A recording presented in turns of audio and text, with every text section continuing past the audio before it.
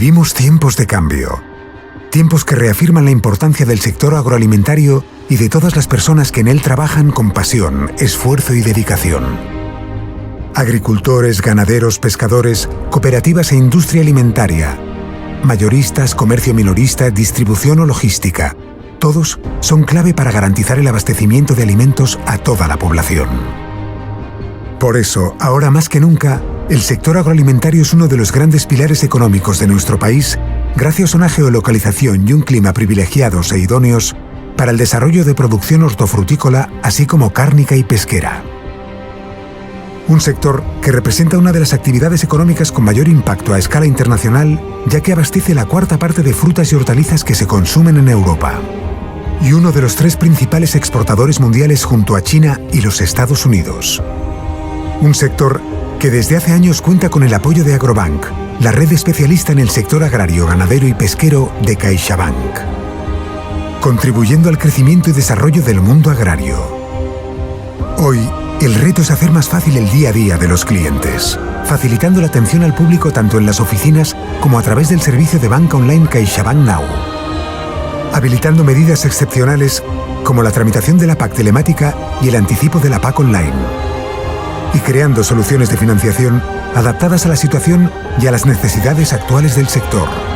A través de innovadoras herramientas digitales, Agrobank permite ganar agilidad y eficiencia, reforzando la figura del especialista, ampliando y actualizando los conocimientos agrarios constantemente, estando presentes en eventos de networking con los principales agentes del mundo agrario y económico, conectando con los clientes mediante canales digitales para que el sector siga en movimiento, colaborando con partners estratégicos, firmando nuevos acuerdos de colaboración y convenios con las principales instituciones y cooperativas, impulsando a los emprendedores agrarios, apoyando y poniendo en valor la importancia de la mujer rural, favoreciendo el desarrollo y la innovación en el sector, y todo ello con un alto compromiso social, responsabilidad y transparencia que nos permite contribuir al bienestar de nuestros clientes y al progreso de la sociedad.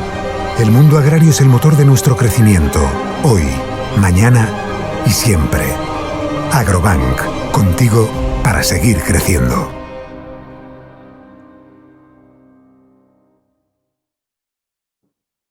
Buenas tardes y bienvenidos y bienvenidas. Me presento, soy Silvia Culell, periodista y sommelier y hoy presentadora de este Wine Tour de CaixaBank, que pretende acercaros la obra que está realizando el Bulli Foundation alrededor del vino. Y lo hacemos precisamente en una de las zonas de España que más ha demostrado su culto al vino y las actividades que este producto desarrolla a su alrededor, Galicia. Lo haremos guiados por una de sus almas, el sommelier Ferran Centellas, director de la partida de bebidas de la Fundación y director también del Sapiens del Vino. Una colección que también es posible gracias a la colaboración de la Fundación con CaixaBank, pero antes de presentaros a Ferran, como se merece, permitidnos saludar al director territorial de la zona noroeste de Galicia y Castilla y León, el señor Marc Benamou, a quien saludamos. Buenas tardes, Marc. Buenas tardes, Silvia. Buenas tardes a todos. Como bien ha presentado Silvia, soy el director territorial de Galicia y Castilla y León de CaixaBank y, por supuesto, quiero agradecerles a todos su asistencia a este acto y muy especialmente al presidente de la denominación de origen, Juan Manuel Casares, con quien tengo el placer de intervenir en esta bienvenida. Para CaixaBank supone un doble placer organizar este encuentro. Por un lado, tener la oportunidad de acercarnos a la DO de Ribeiro y compartir con sus profesionales y bodegueros, forzosamente de manera virtual, esta sesión formativa. Una DO quizá no muy grande en su extensión, pero enorme por la calidad de sus vinos, su prestigio y su reputación. Y también supone un placer, como comentaba Silvia, poder contar esta tarde con un invitado de excepción, con una de las voces más influyentes a día de hoy en el mundo del vino, con Ferran Centellas. Para quien no conozca a nuestro invitado, creo que serán pocos, ¿no? Permítanme que comparta con ustedes algunas breves pinceladas de su trayectoria. Ferran comenzó su andadura en el sector cuando cruzó por primera vez hace 22 años la puerta del Bulli para integrar el equipo de sala y sumilleres de Ferran Adrià. En estas funciones trabajó desde el 2000 hasta el 2011. Tras la transformación del restaurante en fundación, Ferran continuó vinculado al Bulli como director de la partida de bebidas del Bulli Foundation, en la que está llevando a cabo el ambicioso proyecto, comentaba Silvia, Sapiens del vino. Y es catador de los paneles de cata de mayor prestigio internacional y copresidente del jurado de España en los Decanter World Wine Awards. Y para entender un poco el marco que nos une, CaixaBank y el Bulli Foundation, hemos sumado esfuerzos para desarrollar proyectos conjuntos en base a un eje principal, que es la innovación. La colaboración de ambas compañías se canaliza a través de CaixaBank Lab, un portal web que reúne información útil para emprendedores en torno a proyectos y actividades desarrolladas conjuntamente por CaixaBank y el Bulli Foundation. Gracias a su amplia experiencia, CaixaBank aporta un valor diferencial a los profesionales del sector, a quienes ofrecemos productos y servicios especialmente diseñados para facilitar la gestión de sus negocios, su financiación y la debida protección. Me complace comentarles también, porque incide en su sector, que hace escasas semanas lanzamos una línea específica de negocio dirigida al sector de la restauración con el ánimo general de estar más cerca de los bares y restaurantes y prestarles nuestra colaboración, por supuesto, en estos momentos de mayor dificultad.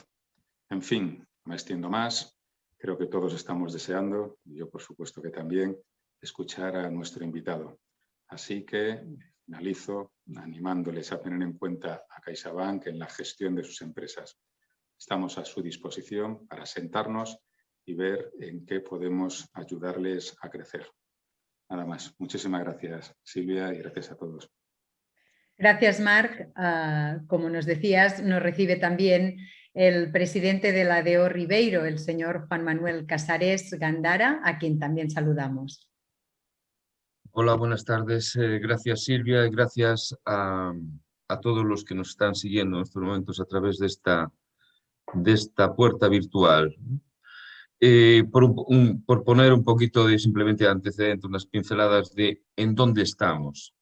Pues estamos en una denominación de origen donde se hace vino hace miles de años, concretamente en la denominación de origen gallega más antigua, y tengo que recordar que en el paquete de las 13 denominaciones de origen más antiguas de España.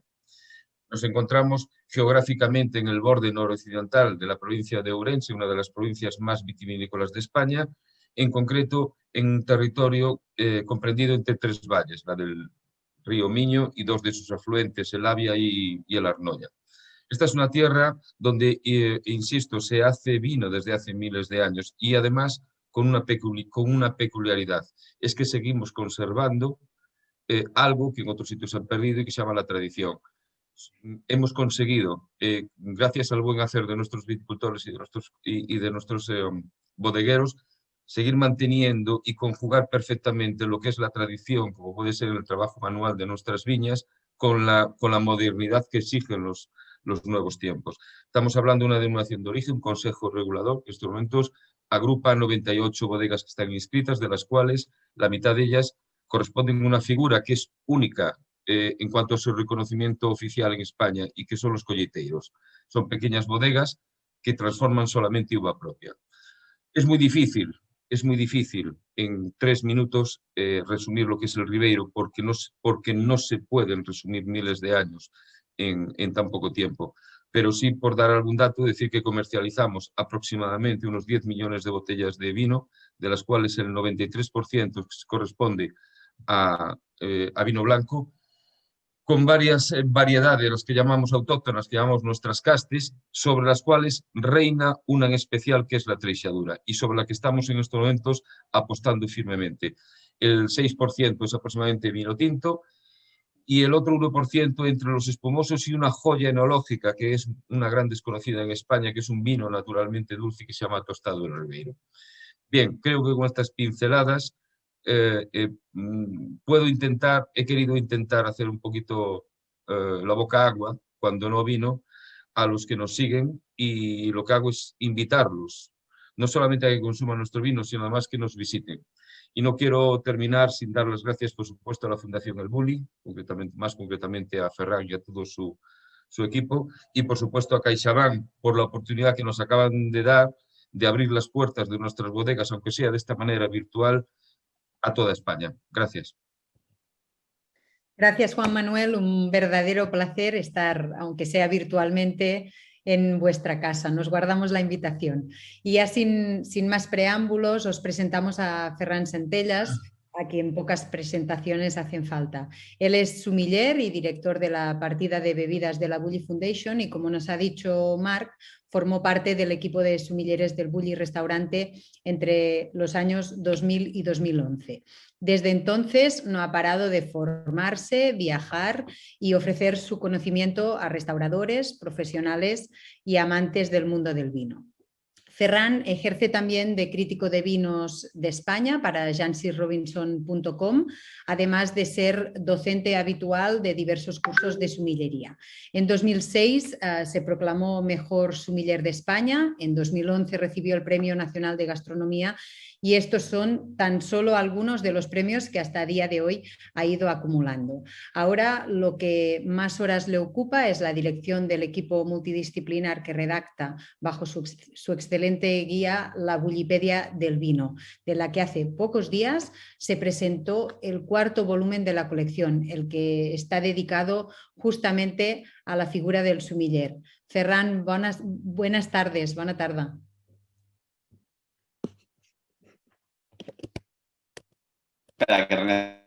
Buenas tardes, Silvia. Buenas tardes a todo el mundo que nos escucha. Muchas gracias por la presentación, muy extensa y muy agradecida. Te has olvidado por eso de decir un dato importante, que es que en 2016 pude visitar Ribeiro para hacer un artículo para Jancis Robinson. Es broma. Y nada, que guardo un gran recuerdo de esta denominación. Bueno, gracias a la DO, Ribeiro, gracias a CaixaBank, gracias Silvia.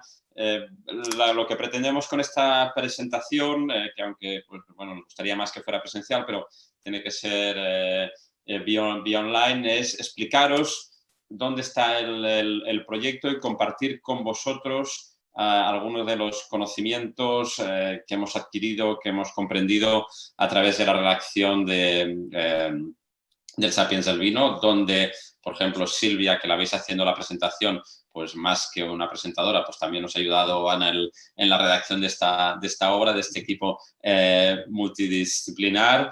Y decía Marc en la presentación y hablaba de innovación, ¿no? Y de cómo importante es la innovación y más en estos momentos que estamos viviendo y de innovación va la Fundación del Bulli. La Fundación del Bulli, el Bulli Foundation, quiere ser una gran herramienta que ayude pues, a empresas y a pymes a innovar mejor, ¿no? Y uno de los cánones básicos que seguimos para aumentar, potenciar la innovación es el conocimiento. Resulta que cogemos cualquier disciplina que sea, da igual sea gastronomía o la que sea. A mayor conocimiento, ¿sí? Cuanto más comprendemos esta o aquella disciplina, más innovadores podemos ser, ¿no? Y en este contexto se enclava el Sapiens del Vino de Bullipedia, de organizar el conocimiento siguiendo una metodología que hemos llamado metodología Sapiens, con la pretensión que este trabajo ayude a innovar, ¿sí? a crear, a mejorar a todo tipo de empresas y profesionales. Dejadme, antes que nada, compartir pantalla y recordar muy brevemente, muy brevemente ese artículo que tuve el placer de escribir para Jancis Robinson hace algún tiempo y un poco, y ahora estoy intentando, sí, ya sé que vengo a Ribeiro y lo que queráis, pero os estoy intentando hablar desde el corazón y con toda la verdad. Este es la infografía con los 3 valles que comentaba, que hicimos y que dividen la DO Ribeiro, y la media de las puntuaciones en ese artículo fue de 16,1 sobre 20. Puntuamos en Jansi sobre 20. Para que os hagáis una idea, esto sería más o menos unos 91 puntos, 90-91 puntos si lo hiciéramos sobre 100. Es una puntuación realmente buena. ¿Con eso qué estoy diciendo? Con eso digo que espero y deseo que muchos de los que estáis escuchando, muchos productores o restauradores de Ourense, de la zona de Ribeiro, tengáis claro que estamos delante de unas de las denominaciones con mayor calidad intrínseca del producto, con mayor calidad del vino. Y esto es importante que lo recordéis y que lo tengáis bien presente. Después ya hablaremos ahora, si queréis, de comunicación y de cómo lo explicamos y así. Y tenéis algo también que apuntamos al principio y que es realmente interesante, que es esta variedad trexadura. Lo decía Juan, como que estamos intentando potenciar la trexadura.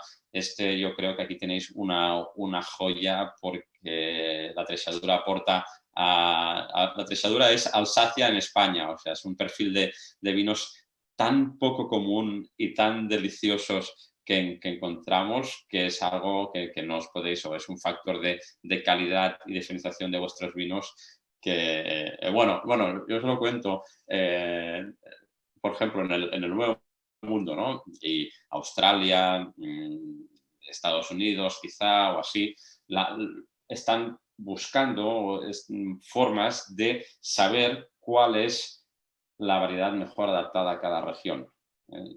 Hubo un programa en Australia que les costó muchos millones de euros, en los que intentaban definir cuál era ese varietal que mejor representaba las características geoclimáticas de una región. Esto es algo que en España y en Ribeiro en particular ya tenemos, ¿sí? O sea, es algo que tenemos muy ganado y que por tanto hay que potenciar, aparte evidentemente del tostado y estas otras joyas que comentábamos. Y también me he permitido un pequeño lujo. Yo empecé en el Bulli en 1999 y teníamos una carta que ya para la época era bastante extensa, ¿sí? En esa carta había solamente un vino de Ribeiro, ¿sí? Un vino de Ribeiro. Cuando el Bulli cerró en 2011, en la carta, el porcentaje de vinos de Ribeiro había crecido, se había multiplicado muchísimo, ¿no? O sea, que ha habido realmente una progresión de productores de calidad y de proyectos interesantes. No sé, es que hay tantísimos que al final pues, han realmente copado sitios en las cartas de vinos de los restaurantes, de los mejores restaurantes gastronómicos. Esas son las buenas noticias, o sea que se está haciendo un trabajo para mí muy bueno y que hay muchos productores que realmente están en lo máximo, ¿no? Y para terminar con lo que decía Juan, una figura interesantísima, esta figura del coleteiro. Yo no sabía que era el 50% de la DO y es un dato que también me gusta escuchar, porque ser pequeño no te garantiza hacer mejor vino, eso está claro, ¿eh? O sea, ser pequeño lo puedes hacer igual de bien o de mal que cualquier otro, pero sí que es interesante esta figura del coleteiro, porque es quizá, ¿no? Si hay una de las zonas que ha hecho vinos blancos con mayor prestigio en el mundo, ha sido Borgoña, y allí en Borgoña tienen esta figura del domain, ¿no? del domain del viticultor que se cultiva sus propias uvas y que se hace su vino, ¿no? Y que es una de las figuras más vanagloriadas dentro del mundo del vino, más respetadas, ¿no? Y esto es algo que pocas DOs en España tienen, o sea, el coleteiro, que podía ser el domain en otra de Borgoña. Así que muy bien. Permitirme pues ahora sí pasar a compartir otra presentación. A ver si me aclaro. Es aquí. Voy para allá. ¿Vale? Porque me ayudará mucho a ir sacando temas y a ir explicando temas. es la presentación sobre algunos datos que hemos ido encontrando en el Sapiens del vino, que es esta obra que tenéis en pantalla, que será un compendio de 6 o 7 libros en formato enciclopédico, escrita desde aquí, sí, pero escrita con una vocación también internacional, algo que me llena de orgullo es poder trabajar para este proyecto, y que Ferran y CaixaBank y todas las empresas pues estén dando su soporte a que esto se ocurra, y ocurra dentro de España, porque es una enciclopedia del vino de estas características. A lo mejor alguien de aquí la conoce, yo la desconozco, o sea, es un tipo de material. Sí que hay libros buenísimos, técnicos, de diferentes ámbitos, de la viticultura, de la enología, del comercio, pero un compendio escrito desde un método que ayuda a comprender una disciplina como esta, pues no existía, ¿no? Entonces, esta será un poco la obra, un total de unos 30 volúmenes, de los cuales está estos 7 especializados en el mundo del vino. Una obra que al final pues tendrá más de 3.500 páginas y un montón de imágenes y mapas conceptuales, y en la que está trabajando un equipo multidisciplinar, como apuntaba Silvia antes, donde tenemos a personalidades o personas del mundo de la ciencia, del mundo de la filosofía, del mundo del periodismo, del arte, de la sommellería y de la restauración, evidentemente, y donde contamos con diversos curadores que son como nuestros chamanes, personas a los que enviamos el material y ellos lo revisan, lo miran, lo corrigen, lo comentan y después nos lo devuelven para que nosotros pues, podamos afinar aún más, si cabe, la redacción. Esta es la lista de algunos de los colaboradores, ¿sí? Empezando la obra desde el viñedo, la contextualización, qué es el vino, qué no es el vino, pasando por las clasificaciones y la vinificación, cómo se elabora el mercado, cómo funciona el mercado y qué hace que tu vino pueda llegar a la carta de un restaurante, la sommellería, el servicio, la degustación técnica o cata, la historia, el origen y la evolución son temas que iremos tocando o desarrollando en esta colección, que tiene ya 4 volúmenes en el mercado y uno casi terminándose, que es el de la cata, degustación.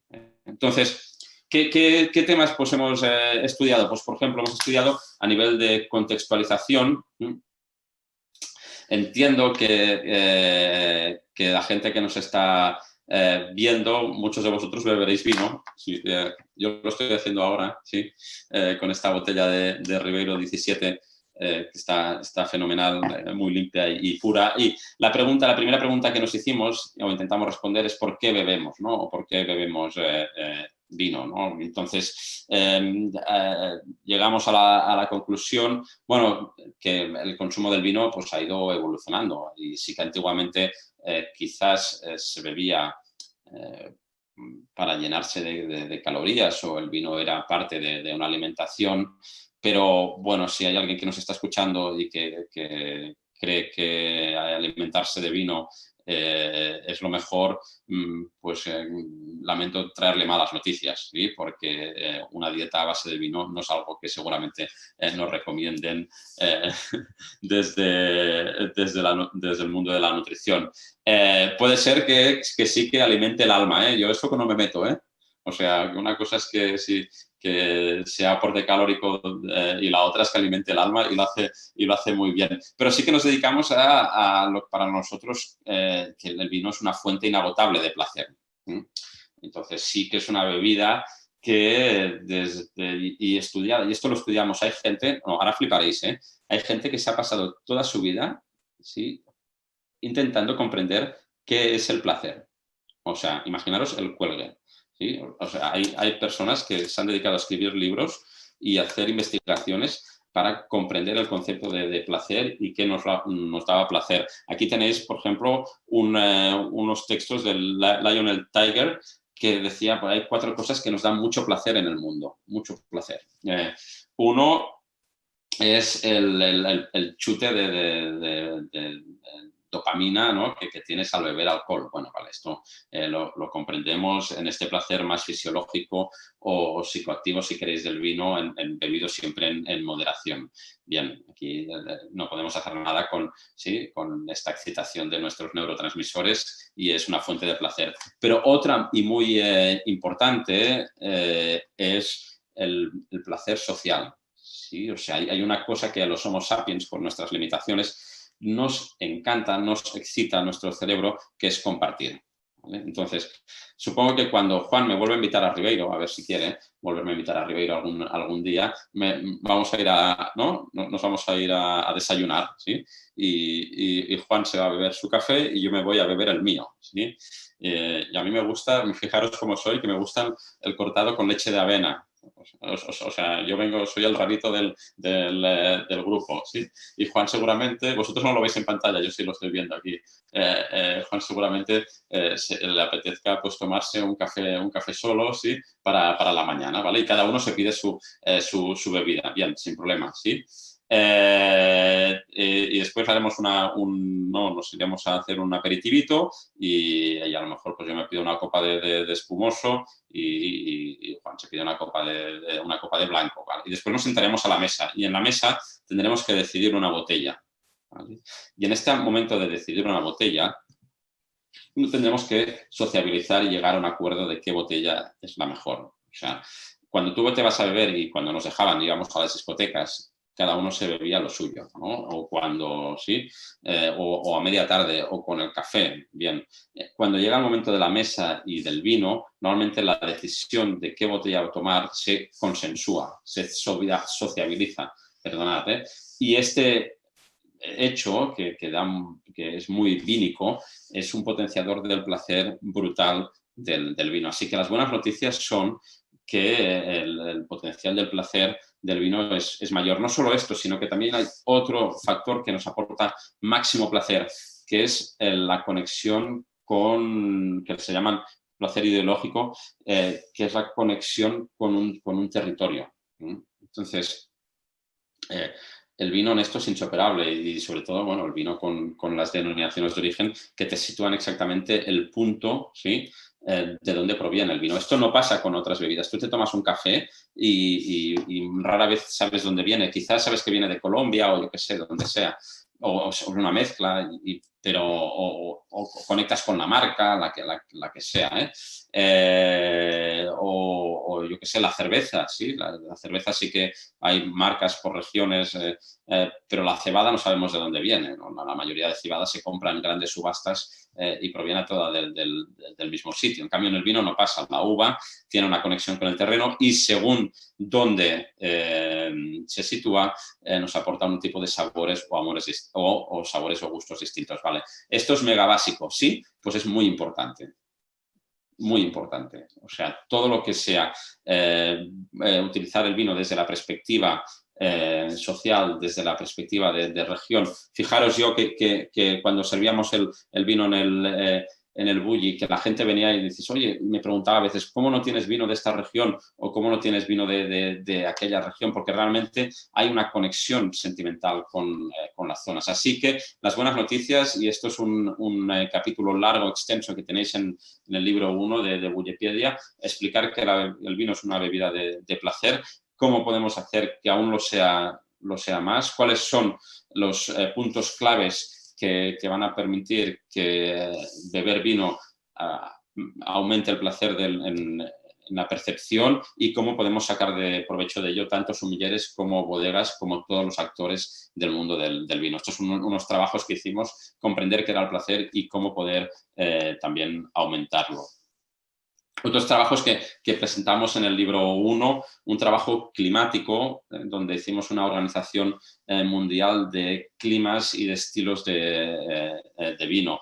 Bueno, veis aquí, no sé si se aprecia mucho en pantalla, pero sí que en Galicia pues tenéis unas condiciones climáticas que son muy distintas a lo que es el resto de España, que vemos pintadita en amarillo y Galicia pintada en verde, casi pues, próximas a climas más marítimos. Y hemos intentado aplicar, sí, esto lo que os decía, Sapiens, ¿no? Y este conocimiento que queremos aplicarlo desde un zoom muy out.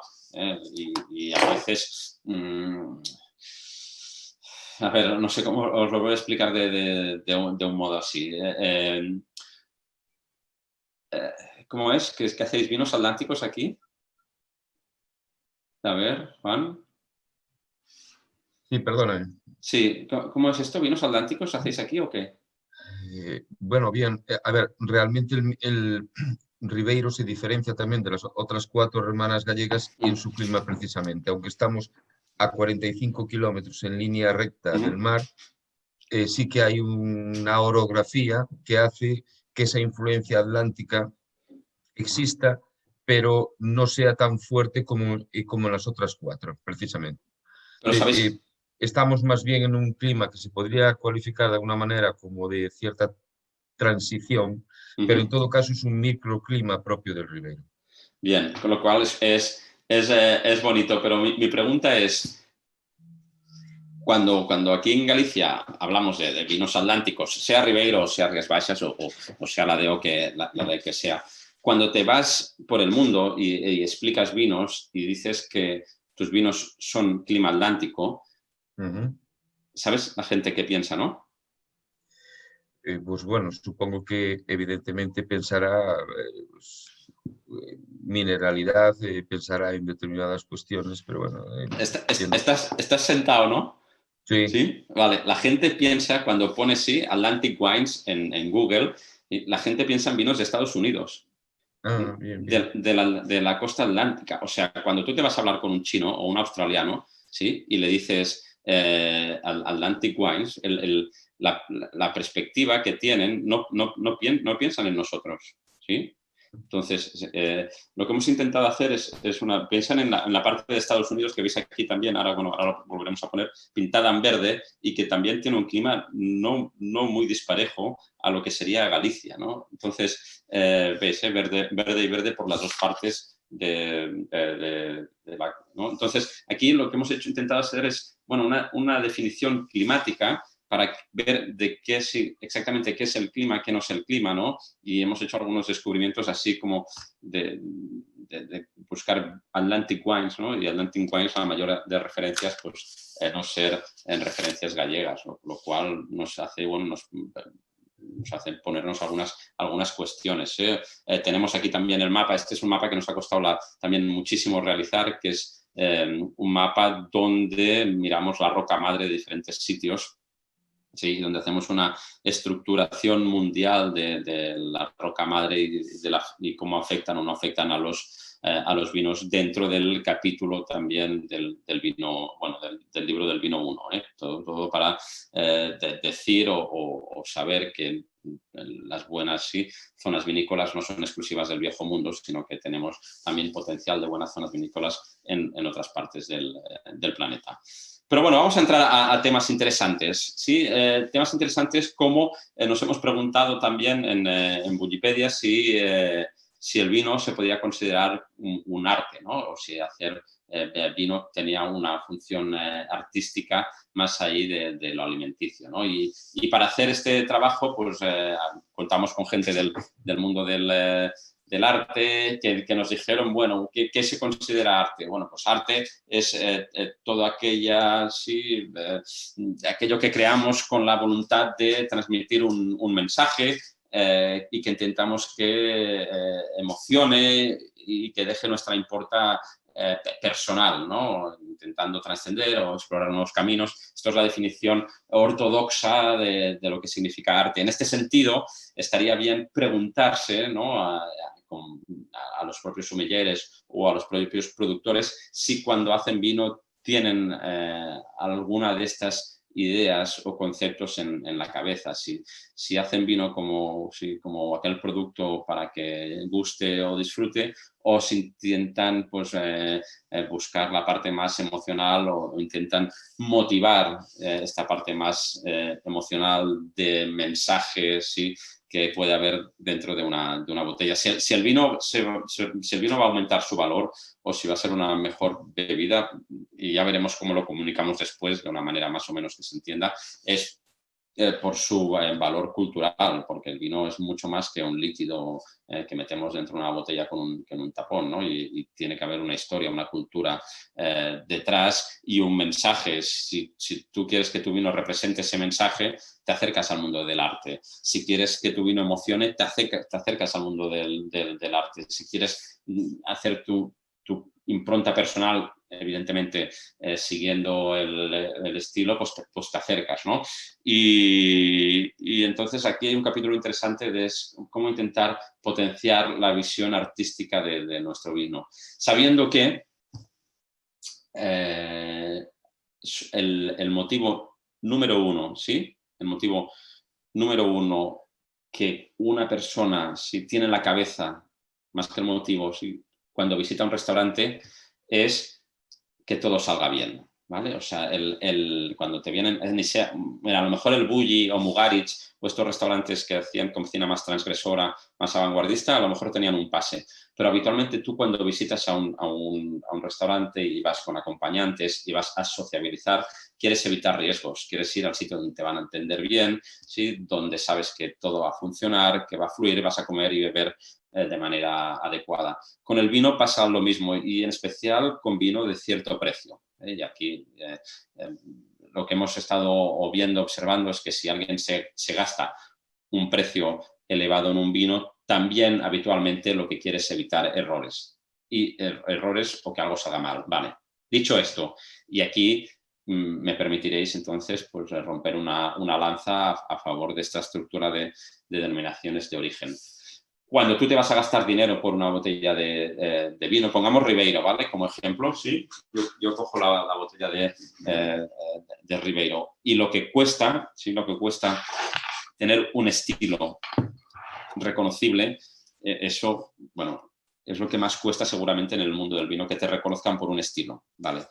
Si tú tienes en tu cabeza el estilo de Ribeiro, que es fragante, floral, me da igual si lo hacéis en terpénico o en tiólico, aquí cada uno que haga su estilo, pero que no deja ser algo muy aromático, con mucho volumen y bastante explosivo, con lo que cuesta esto, ¿sí? Tú vas y pides un Ribeiro, ¿bien?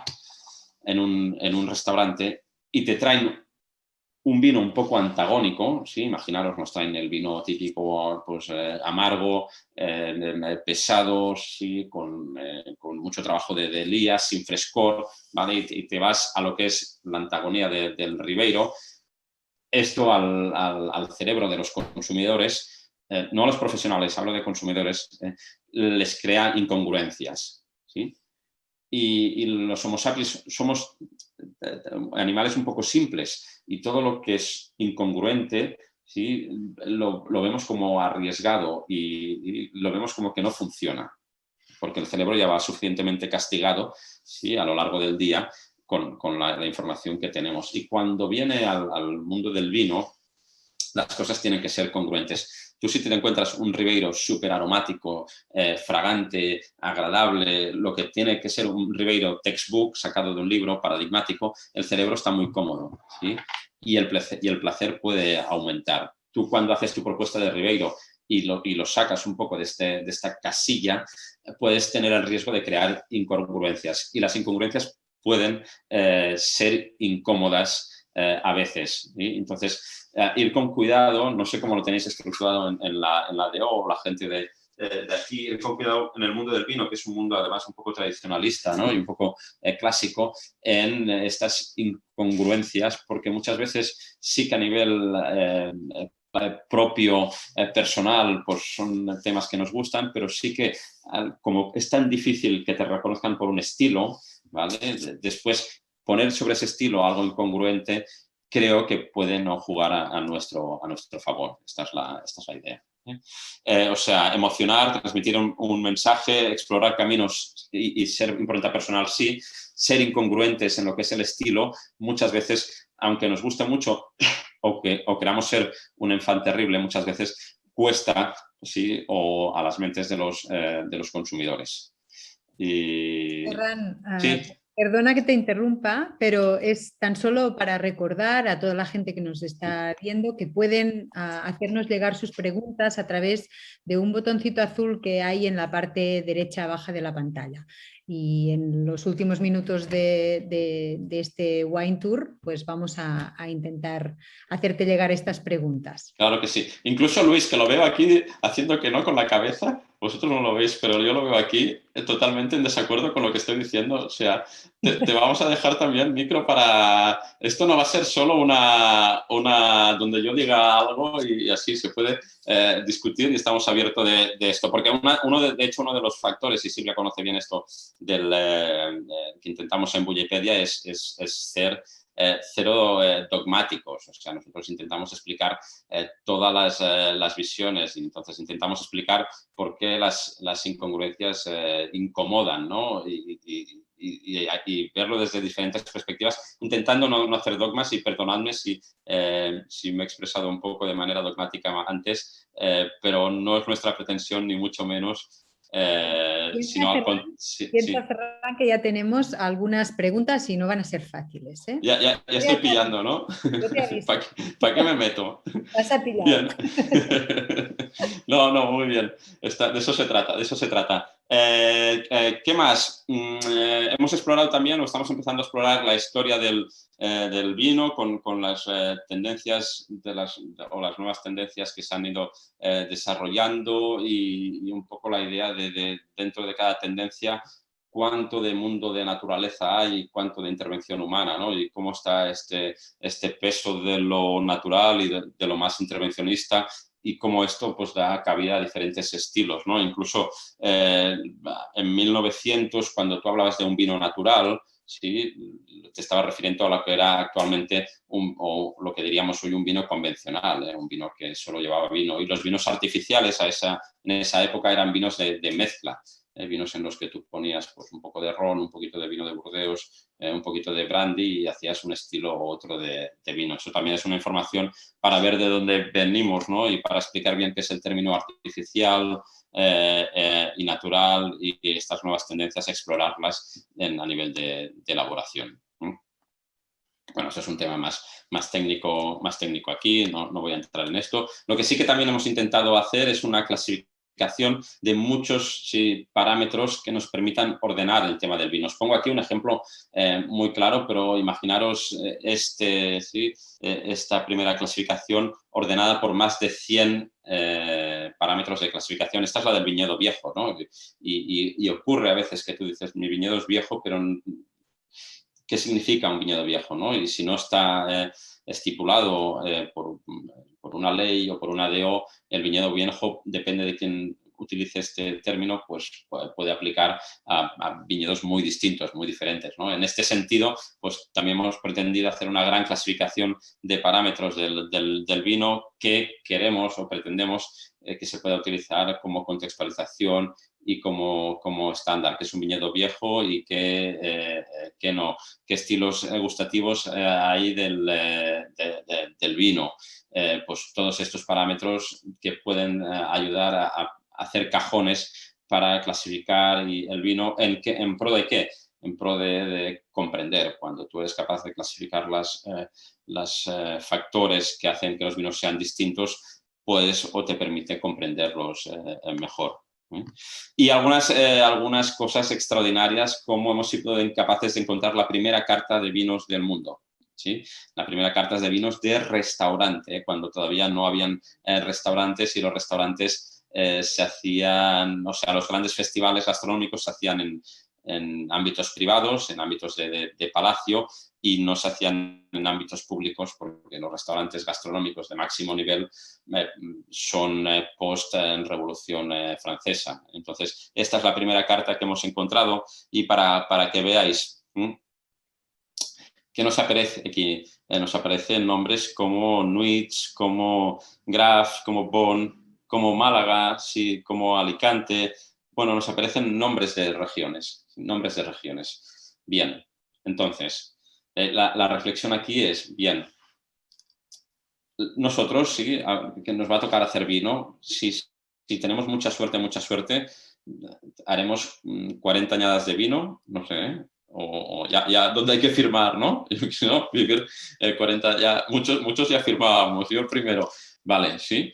La empresa donde trabajamos, o la bodega donde trabajamos, sí o el restaurante donde estemos, sí que puede durar, pero al final las personas pasamos y las empresas y las compañías cambian, se transforman y también pasan, ¿sí?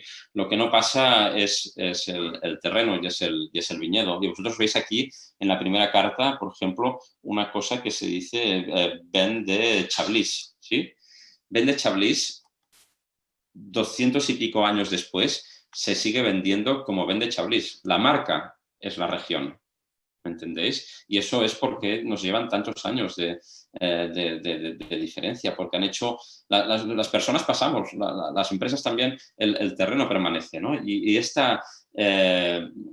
trabajar por el territorio, aunque a lo mejor a corto plazo pues, sea una estrategia un poco que digan, bueno, te cuesta ver resultados, tú espérate que si se potencia una marca que no va a pasar, ¿no? O sea, que va a estar siempre ahí. Entiendo que Ribeiro o el Valle o lo que sea va a estar siempre ahí, pues es una forma de ir haciendo camino y ir acumulando, ¿no? Y que las futuras generaciones puedan sacar partido de todo ello.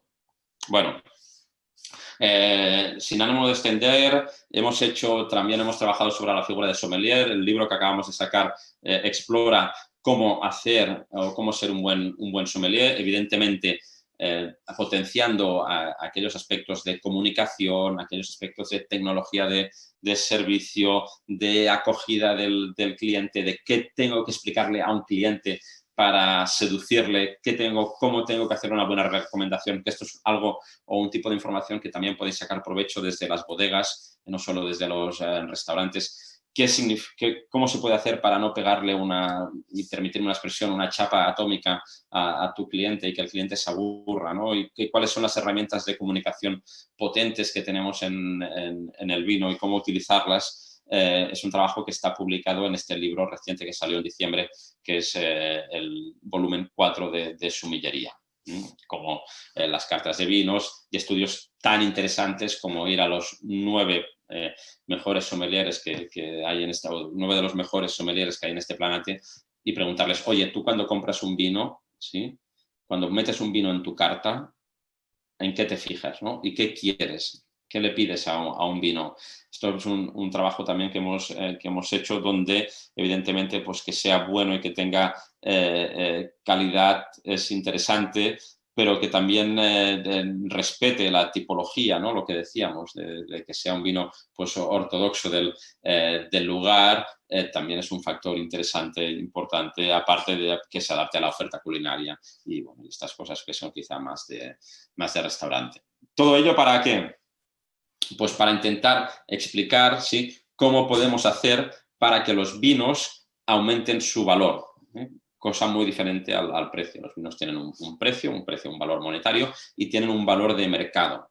Lo que es interesante y donde hay que trabajar es en buscar estrategias, maneras, formas de que tu vino tenga un valor percibido mayor, porque solamente a través de un mayor valor percibido seremos capaces de aumentar el precio y no bajar las ventas.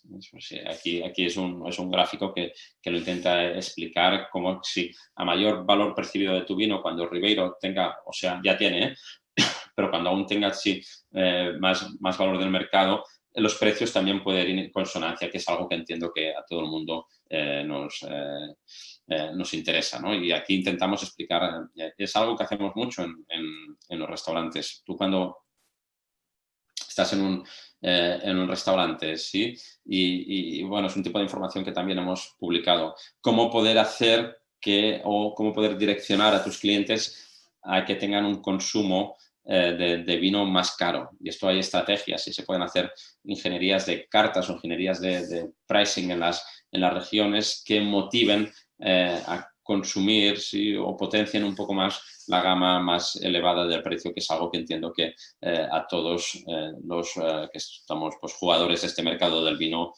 nos interesa. Bueno, entramos en temas también de etiquetado, ¿sí?, en temas de diseño, qué nos dice una botella con su diseño, ¿no? ¿Qué es lo que comprende la gente? Aquí tenéis pues, un mismo concepto, 4 diseños, y esto lo hemos hecho con escuelas de diseño. O sea, que una de las temas interesantes de Wikipedia es que realmente intentamos ir a fuentes potentes que nos ayuden o nos aporten también un valor al mundo del vino. Bueno, finalmente, sí, no me quiero extender, ¿no? Perdona, ya sabes que de presentadora hago de controladora del tiempo y tenemos unos 10 minutillos y tenemos bastantes preguntas. Sé que del Sapiens del vino podríamos hablar horas y horas. No sé si añades lo que tengas que añadir, pero no me gustaría que dejásemos a estas preguntas, que hay algunas de muy interesantes, por contestar. O sea, nada, tú escoge las fáciles y las que no me meta yo en jardines aquí.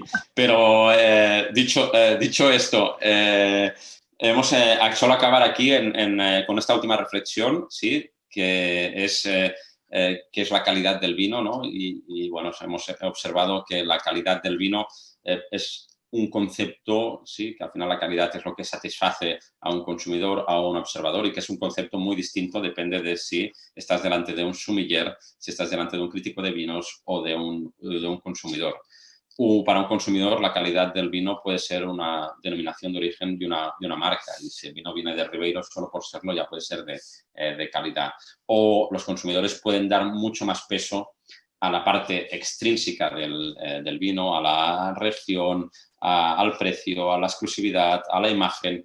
Los consumidores muchas veces dan más importancia, más peso a esta parte de la calidad extrínseca, que el propio líquido per se. Y esto es algo que a veces los bodegueros, los enólogos, es tan apasionante hacer vino, ¿sí? Tan apasionante que a veces se pone el 100% de la energía en hacer el mejor líquido, ¿no? Y a veces nos quedamos fuera con menos energía para ver cómo podemos aumentar su valor extrínseco, ¿no? Porque yo entiendo, porque hacer vino es... Mira, yo hice 4 vendimias de vino, 4 vendimias con un amigo, no sé qué. Pues yo me pensaba que mi vino era el mejor, pero es que me lo pensaba de verdad, ¿sabes? Que yo he probado vinos y digo, no, como este no hay. O sea, imaginaros el sentimiento de paternalismo que se llega a tener con algo que tú haces. Yo esto lo entiendo totalmente, y además era bastante normalito el vino que me salió, por eso paré las máquinas, pero yo pensaba que era el mejor. Entonces, haces una relación tan paternalista con el vino que a veces tienes el riesgo de acabar dedicándose todo el esfuerzo en producir el mejor líquido. Pero acordaros que el mejor líquido, o sea, el mejor sabor del vino a veces pues tiene otros factores extrínsecos que tienen más peso que el líquido per se. Silvia, tu turno. Bien, no, el turno de los oyentes que nos están lanzando muchas preguntas. Bueno, por lo que veo, tienen mucho interés en saber tu opinión y qué opinas sobre Ribeiro. Mira, Pablo V nos pide, nos dejas claro que el Ribeiro tiene una alta calidad y singularidad. Pero ¿por qué no llega esto al público? ¿Por qué se sigue considerando Ribeiro como un vino básico en muchas zonas de España, como por ejemplo Cataluña? Y otras de las preguntas también van en esta dirección, pero tenemos más, ¿eh? Pero empezamos con esta. Bien, yo solo puedo decir que a lo mejor sí que, evidentemente, pues uno de los temas que ha sufrido Ribeiro es, pues, al ser tan histórico, ¿no? Y al ser ese vino que antes era un vino con un poquito de gas, más o menos sin etiquetado o con un etiquetado genérico, pues todo lo que es genérico pierde valor. Al final es commodity, ¿no? Y vino por vino. Lo que sí que a lo mejor no estoy tan de acuerdo es que actualmente, y hablo desde el sector de la restauración gastronómica, lo otro lo desconozco porque sí que tenemos, o yo creo que acarreamos una imagen de ese Ribeiro genérico, y como genérico no vamos a ningún sitio. Las cosas tienen que tener marca, etiqueta y estar vestidas para que la gente las valores. Pero yo qué sé, me sabe mal decir marcas, no sé si es algo que Juan o Luis me permitirán. hacerme un para arriba o para abajo, pero... A ver, yo he aprendido a que no puedo coartar la libertad de nadie cuando se está expresando. Por lo tanto, Vale. tú mismo. Yo qué sé, vale. No, yo qué sé, yo veo en cartas, no sé qué sé, hablo de Sameirás, hablo de Gomariz, hablo de Armand, todas estas bodegas de Maine, de Formigo, Moucho la ha petado. Yo no sé si, no sé cómo se llama, porque no conozco el proyecto, pero hay Estevez, el Eduardo Piñeiro, yo qué sé, Merens, todo esto, o sea, en restauración gastronómica, y me estoy dejando a muchos, Gomariz y compañía, va como un tiro. Que esto no traspase al público en general. No, ¿quién lo hizo? ¿El 68 de quién es? El 68. Costeira. Costeira está Costeira se ve, o sea, Costeira ha penetrado a tope, ¿no? Y entonces ha hecho Costeira, mira, Costeira es un ejemplo del 68 que han penetrado en restauración gastronómica y tienen el básico. O sea, ¿qué estoy diciendo con esto? Que no os dé miedo a hacer un 68, que si tenéis un 68, ¿sí? O un vino de segmento, ahora no sé el precio, perdonadme, pero los vinos de segmento alto ayudan a empujar a la región. ¿Sí? Mientras que el Ribeiro genérico te lo tira para abajo. Imaginaros que nos cargamos el Ribeiro genérico, que no sé si existe o no existe. Todo lo que sea tirar para arriba, aunque no hagas muchas botellas, ayuda a posicionar la región para arriba. Y en este sentido no puedo más que recomendar potenciar por la parte de arriba el escalado. Esta respuesta podría servirle a Ana María, que nos pregunta cuáles crees que son las fortalezas y las debilidades de Ribeiro. No sé si ibas por aquí. Sí, bueno, perdona, no, fortalezas hay muchísimas, o sea, muchísimas, y más o menos he intentado responder, Lo de la trechadura, no sabemos los millones de pelas o de euros, perdonad, que vale esto de la trechadura. O sea, que está todo el nuevo mundo como locos buscando qué variedad propia pueden hacer. O sea, pero es la tendencia desde Sudáfrica, ¿sí? hasta Chile, todo el mundo intentando buscar qué son. Nosotros más o menos, aquí bueno, vosotros o nosotros igual, ya sabemos lo que somos. Pues, solo ese punto, eso es la mayor fortaleza, y además un vino tan distintivo, ¿no? que tenemos. No sé, quiero ver los que lo seáis y los que no, quiero ver la palabra colleteiro a la misma importancia que lo que veo domain en Borgoña. O sea, yo cojo una botella de Borgoña de un domain, o sea, de un productor con uvas propias, un coletero, y es que me lo ponen aquí en el frente, ¿sabes? O sea, me lo llevo tatuado porque me lo marcan en grande, domain no sé qué, ¿sabes? Yo quiero ver eso porque si no, no lo entiendo, ¿sí? O no lo comprendo, lo que es realmente la importancia de esta figura. Pero no lo quiero ver en uno, lo quiero ver en todos, y ahora perdonar que estoy siendo un poco dogmático y no debería, pero me gustaría verlo en todos como herramienta transversal a toda la región. Mira, otra de Pablo, que creo que te va a gustar, nos pregunta, ¿cómo considera que se podría potenciar que la hostelería innove y disponga de cartas de vinos más dinámicas, entretenidas y menos rutinarias? Y muy importante, con cosechas, incluso con varias cosechas del mismo vino. Sí, estos son deberes nuestros que tenemos que hacer. Y que hay ahí un trabajo interesante. Yo creo que potenciar la carta de vinos en un restaurante, y si se hace bien, puede ser un negocio muy rentable para el restaurador. Y pasa que tener un restaurante es que se va muy de culo. O sea, es una cosa durísima. Imagínate hacer una vendimia cada día, hacer una vendimia, vinificar, embotellar, vender y cobrar, ¿sí? Tu vino en un solo día, 250 días al año. O sea, que los restauradores vamos muy de culo. Dicho esto en plan de broma, o sea, que no es así del todo. Llevar la carta de vinos al día es un faenón, ¿sí? Es un faenón.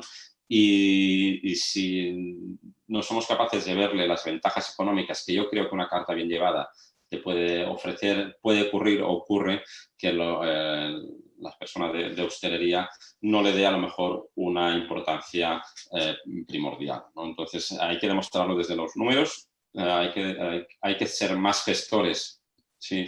Y a lo mejor menos emocionales, para que realmente podamos tener las cartas que queramos. Los sommeliers tenemos que aprender más de números, por eso hemos dedicado también 2 capítulos a hablar de todo este tema, de cuáles son los cálculos que un sommelier tiene que hacer mínimo en su restaurante, calcular uno muy fácil, que es mirar el ticket medio, ¿sí?, que tienes, cuál porcentaje de bebida y cuál es el porcentaje de comida. Y entonces, a partir de aquí, empezar a estructurar tu carta de vinos. Muchas veces, solo viendo esto, ya ves que el porcentaje está totalmente desviado de lo que es lo normal en tu zona. Entonces, no estoy hablando de hacer grandes inversiones en control y gestión, sino tener algunas bases que nos puedan después, con comodidad, saber o aseverar que el trabajo que hacemos en la carta de vinos pues esté dando resultados y merezca la pena. Muy rápido, tenemos un par más que me gustaría que pudiese responder, pero voy a agrupar 2 que son de Manuel y José, en referencia a qué futuro ves tu Ferran a Ribeiro en el mundo y dónde centrarías tú el mensaje de sus vinos. Y al mismo tiempo, ¿qué futuro le auguras? Esto lo hemos hablado un poquito, a la variedad Trexadura como predominante de Ribeiro, si llegará a ser una variedad de prestigio y fama a nivel nacional e internacional, y cómo se consigue la notoriedad de un tipo de vino, de una DO o de una variedad. O sea, ¿qué futuro ves a Ribeiro, Trexadura, todo esto que estamos hablando? Vale. Bueno, pues a ver, aquí temas, y ahora no lo digo porque esté haciendo ningún tipo de peloteo ni nada. O sea, lo digo desde el corazón y con seriedad y muy profesional. A mí me toca viajar por España y catando en diferentes DOs y ver vinos. Yo no he tenido una cata igual de impresionante que la que pude hacer en Ribeiro, que fue a ciegas. O sea, que realmente creo que tenemos una joya y lo digo de corazón y lo he dicho muchas veces y lo está escrito en el artículo y no me cansaré de decirlo, que hay una joya a nivel potencial de calidad que es increíble. También la Trexadura es una variedad que me seduce, pero es que la gente no sabe que Ribeiro es Trexadura, ¿sí? No lo saben. Lo sabemos 4 gatos, ¿vale?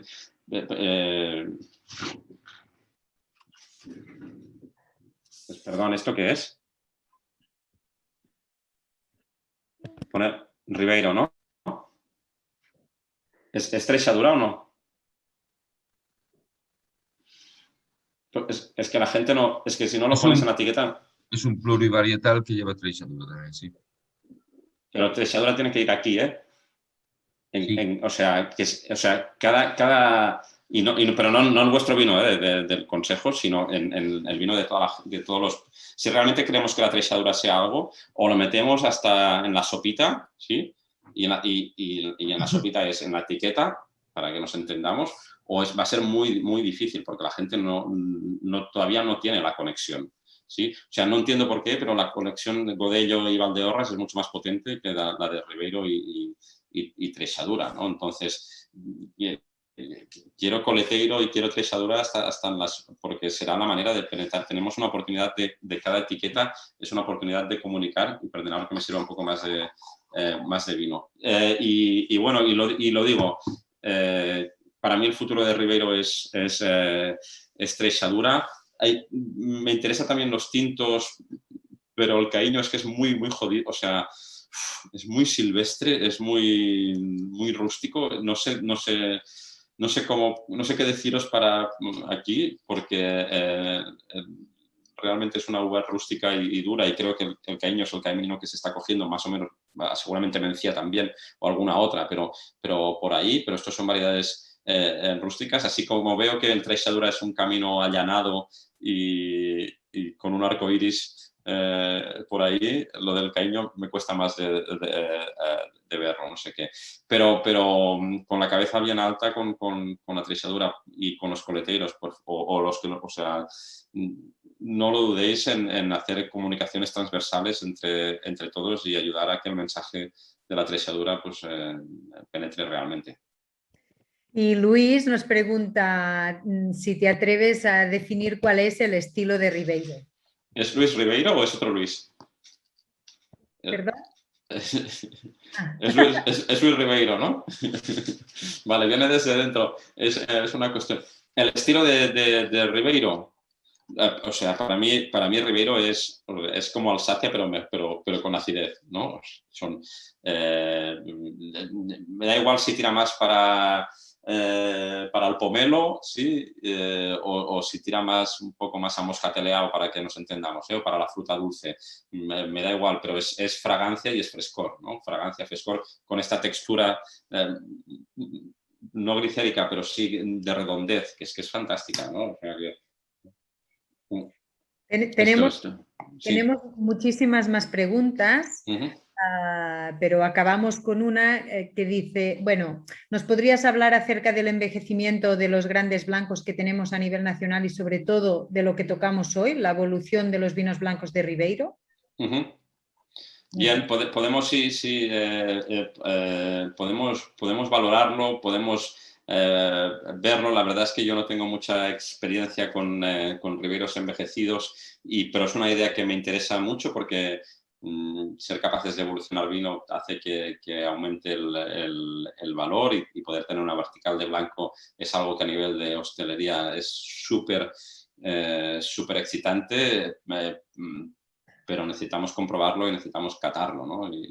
Y entonces guardar un poco de vino, ver cómo evoluciona, cómo se catan y ser sobre todo muy sinceros con nosotros mismos, ¿sí? Porque no todo el vino envejece bien, ¿no? Y el blanco menos, y los aldehídos estos amielados aparecen a la de nada, y esto no es algo que en mercados internacionales no es favorable, pero sí que puede ser un camino para ver, para observar y si más no, para demostrar que el Ribeiro o algunos o los mejores Ribeiros más concentrados o menos oxidativos envejecen muy bien. Pues muchísimas gracias, Ferran. Hay muchísimas más preguntas, todas ellas relacionadas con esta promoción de los vinos de Ribeiro, con esta variedad, con la trexadura como capitán de este barco y muchísimas más. Hablaríamos horas y horas de la Bullipedia, de Galicia y sobre todo de vino, más aún si quien lo hace es Ferran, pero hoy tenemos que dejarlo aquí, no sin antes agradecer a todos los participantes y sobre todo a los que nos habéis seguido desde casa con vuestra atención y dedicándonos vuestro tiempo. Muchísimas gracias y hasta pronto.